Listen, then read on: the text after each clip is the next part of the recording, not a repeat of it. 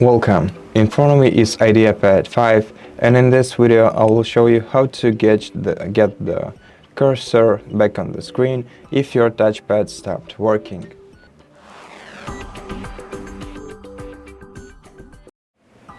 So since your laptop has a touch screen, this will be pretty easy. First thing we have to do in order to enable touchpad is go to Start menu, select in Settings, then go to Bluetooth and Devices, select Touchpad, and right here by switching this toggle to the left or to the right, you can enable your touchpad.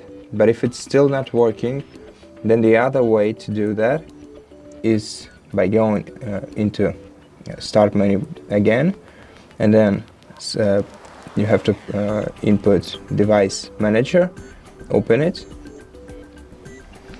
Now find the Human Interface Devices and expand this tab. Now select HID compliant touchpad and open it. Go into the driver section and try disabling this device, confirm, wait a while, and enable device again, and check if it works.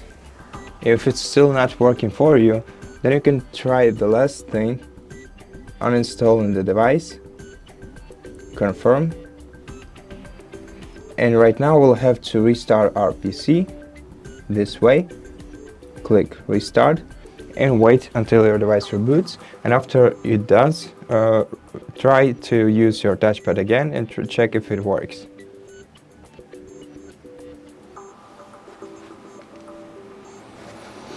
And I hope your touchpad is working for you now, but if it's still not, then it seems like a hardware problem, and you'd better get your device checked at the nearest repair center so that they can fix your touchpad and also check if there are any other corruptions inside your PC.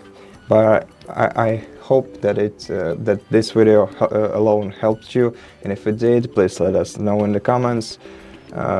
Consider subscribing to our channel, leave us a like, and I'll see you in the next one.